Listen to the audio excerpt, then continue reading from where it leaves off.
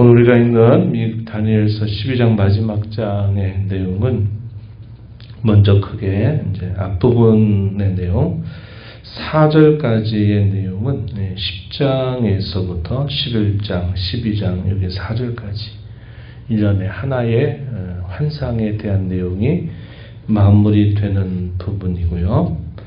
그 환상의 내용에 대해서 확증하게 되는 두 사람이 등장합니다. 우리가 읽은 본문 5절부터 7절까지 각 양편에 서 있는 두 사람의 환상의 기록이 되면서 이것이 분명히 이루어지게 될 사실을 소개해 주고요. 마지막에서 이제 다니엘이 궁금해하는 질문에 대해서 답변이 되면서 이 다니엘의 예언이 마무리되고 있음을 우리가 보게 됩니다. 우리가 어제 쭉 살펴봤던 내용, 10장 또 11장 이틀 동안 살펴봤던 내용은 큰 전쟁에 대한 네 번째 환상, 마지막 환상이 다니엘에게 있은 일이었습니다. 우리가 어제도 살펴봤던 것처럼 그 큰 전쟁에 대한 내용들을 얼마나 상세하게 하나하나를 다 말씀하시는지 몰라요. 그리고 그 예언했던 내용들은 실제적으로 다니엘의 시대에서 얼마 지나지 않으면서 실제로 그 모든 일들이 차곡차곡 하나님의 그 계획에 따라서 하신 말씀에 따라서 그대로 실현되었다 하는 사실은 대단히 놀라운 것입니다. 물론 우리가 섬기는 하나님 바로 그런 분으로 우리가 알고 있죠. 하나님은 말씀하신 것과 그분이 행하시는 것과 그것이 아무런 차이가 없습니다. 우리와 같은 인생들이야 말을 하고 진심을 담아서 해도 우리의 기억력이나 우리의 능력이나 우리의 상황에 따라서 그러한 모든 말들을 다 이행하지 못하며 살아가는 그런 허물과 부족함이 많은 인생일지라도 하나님은 본래 그가 하신 모든 말씀이 그의 모든 행하시는 사역을 통해서 그대로 더하거나 뺄 것 없이 그 모든 일들이 이루어진다라고 우리가 믿기 때문에 어쩌면 너무도 당연하다 이렇게 생각할 수 있겠지만, 그러나 우리가 11장 어제 읽었던 그 내용들은 얼마나 그 행하시는 일들에 대한 말씀이 구체적이고 자세했는지 몰라요. 그런데 실제로 우리가 역사를 되짚어보게 되면 페르시아 제국도 메데 제국이 망하게 되면서 헬라 제국이 등장하고 그 헬라 제국에서 치열한 왕권 다툼이 남방왕과 북방왕 사이에 벌어지게 되면서 특별히 안티오쿠스 4세라고 하는 그런 아주 자랑부도한 왕이 등장하게 되면서 성전을 파괴하고 많은 유대인들을 학살하게 되는 그런 일들이 있었다는 겁니다. 다니엘 시대 때는 그때가 큰 환난의 때가 될 것이다 라고 이렇게 예언되고 있는 바였다는 것이죠. 그러한 일이 있게 되면 두 편으로 갈라지게 된다 하는 것을 우리가 어제도 확인했습니다. 11장 30절부터 35절 보면은 그런 큰 환난이 닥치게 될 때 그 세력에 동조하면서 굴복하는 유대인들이 나눠지고, 그러한 큰 환난 속에서 오히려 자신들의 신앙이 정화되고 단련돼서 그것을 끝까지 신앙을 지켜내는 그러한 이들이 있게 될 것이다 라는 사실이죠. 그래서 인생의 갈래길은 두 가지 갈래길로 이렇게 갈라지게 된다 하는 것을 우리가 보게 되고, 오늘 우리가 읽어가는 마지막 장 12장의 내용에서도 이 부분이 분명하게 드러나고 있다 하는 것을 확인할 수 있게 됩니다. 1절부터 한번 살펴보시면 그때 큰 민족을 호위하는 큰 군주 미가엘이 일어날 것이요 또 환난이 있으리니 이는 개국이 이르러 그때까지 없던 환난일 것이다. 그때 내 백성 중에 책에 기록된 모든 자가 구원을 받을 것이다. 하나님께서 택하신 그 모든 자들은 모두가 다 구원을 받게 될 것이다. 이렇게 말합니다. 이어지는 말씀 2절에 보면 땅의 티끌 가운데서 자는 자 중에 많은 사람이 깨어나 영생을 받는 자도 있겠고 수치를 당하여서 영원히 부끄러움을 당할 자도 있을 것이다. 이렇게 말합니다. 결국 이 두 부류로 갈라지게 될 것에 대해서 분명히 말해주고 있다 하는 것이죠.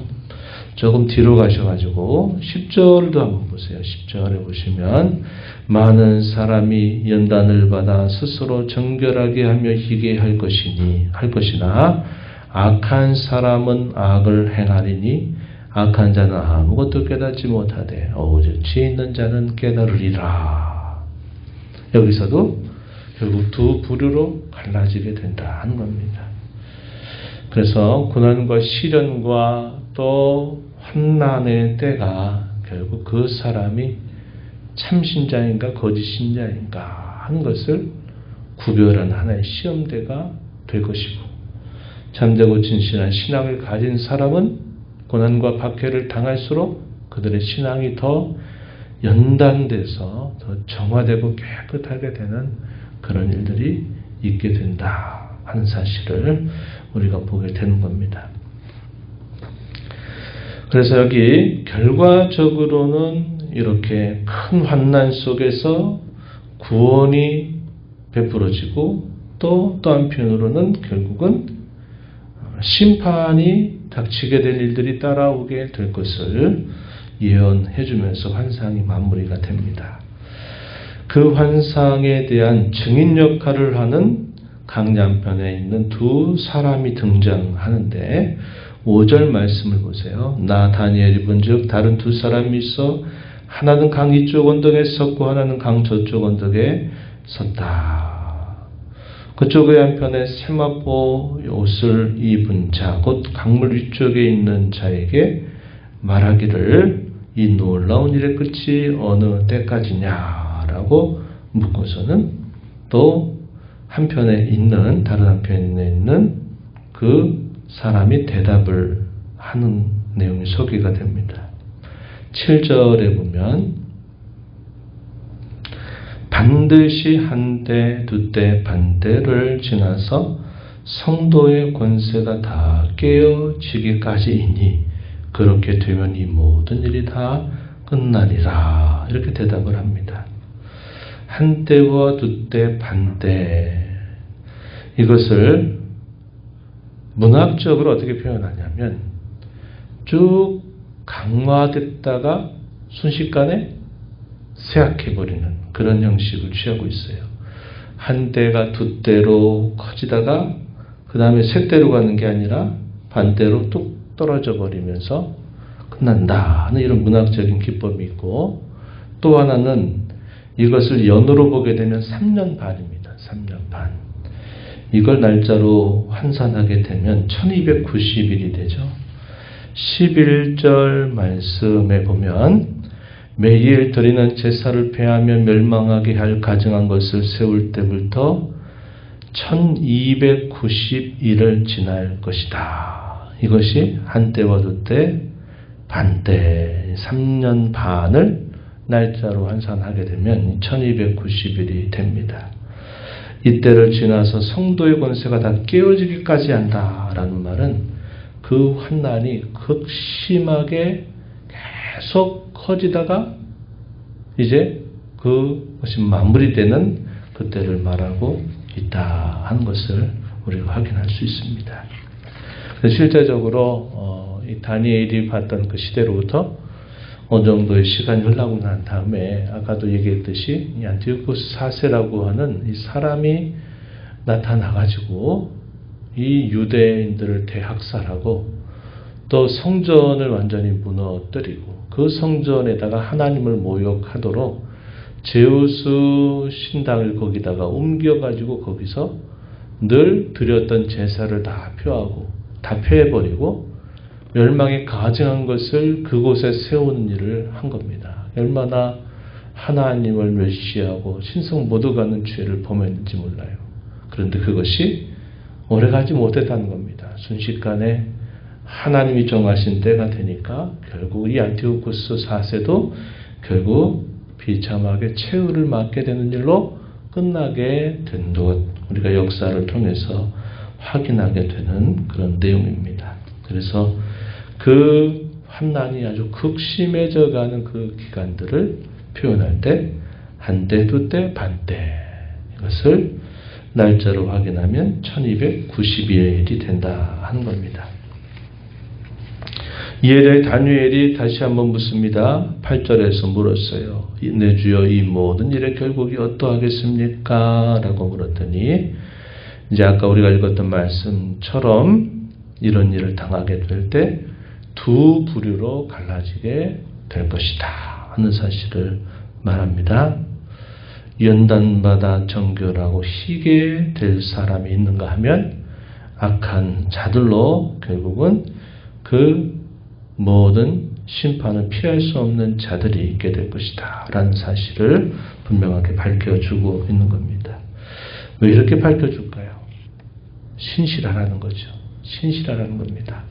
누구처럼? 마치 다니엘이 일관된 신앙으로 하나님 앞에 자기의 생명을 내걸고 자기의 신앙을 생명으로 지켰던 것처럼 그의 세 친구들이 죽음의 위협 앞에 굴하지 않고 자신들이 믿는 하나님을 향하여 일관된 신앙으로 결국 응전을 했던 것처럼 그렇게 신실하게 살아가야 된다 하는 것입니다. 예수님께서는 이에 덧붙여서 감람산 강화에서 어떤 말씀을 하시느냐. 이때가 되면 또 어떤 환난이 닥치게 될 때가 되면 지나치게 염려하지 말라는 거예요. 공에 사로잡히고 매를 맞고 죽음의 위협에 처하게 될 때 어떻게 할까 불안하지 말라고 그러죠. 어떻게 해주시겠답니까? 마지막 순간이 될 때 성령께서 우리가 할 말이 무엇인가를 일러주시고 우리가 행할 바를 알려주실 것이다 하는 겁니다. 내가 어떻게 되나 이런 생각에 지나치게 염려하지 말고 늘 하나님을 섬기고 신실하게 우리가 그분을 위하게 된다면 그런 마지막 죽음의 그런 위험의 순간에도 성령께서 우리에게 이를 말을 알려주시고 우리로 이 신앙을 지키도록 인도해 주신다 하는 사실을 말씀하고 있는 것입니다.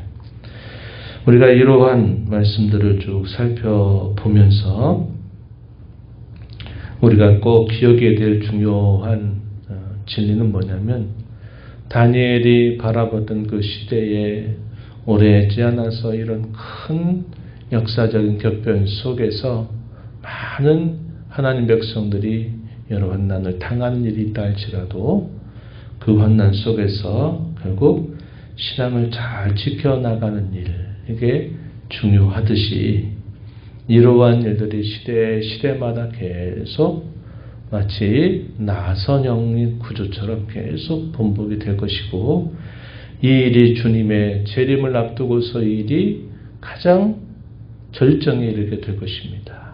그리스도의 재림이 있게 될 그 직전에 이런 큰 환난들이 절정을 이루어서 많은 신자들을 미혹하고 생명을 위협해서 많은 그런 환난을 겪게 될 것이지만 그 환난을 잠재우시고 결국 그리스도께서 강림하심으로써 그의 백성들을 구원하시고 모든 악인들을 심판하시는 일을 하나님이 행하실 것이다 하는 것을 우리는 알게 됩니다.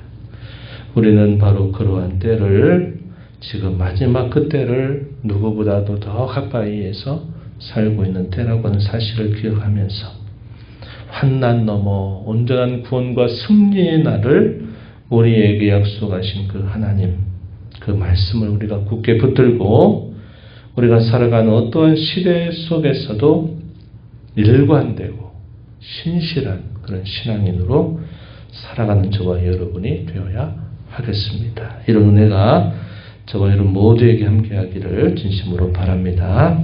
하나님 아버지 감사합니다. 이 새벽에도 저희들을 깨워주셔서 오늘도 찬양드리며 주께서 주시는 말씀을 저희 마음에 또다시 되새기는 귀한 시간 주심을 감사합니다.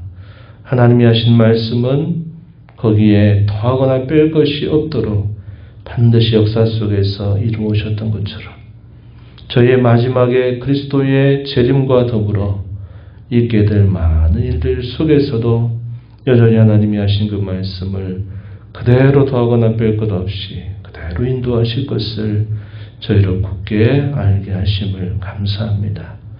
하나님의 거룩한 말씀을 굳게 붙들고 오늘 저희가 살아가는 모든 삶 속에서 일관되고 신실한 신앙으로 하나님 앞에 늘 살아가는 삶이 되게 하여 주셔서 마지막 때를 잘 준비하며 승리의 그날을 바라보며 살아가는 저희들이 되게 하여 주옵소서. 은혜의 보좌 나와서 아버지 은혜를 구하는 모든 심령들의 간구를 귀 기울이시고 응답해 주시기를 바라며 예수님 이름으로 기도하옵나이다. 아멘.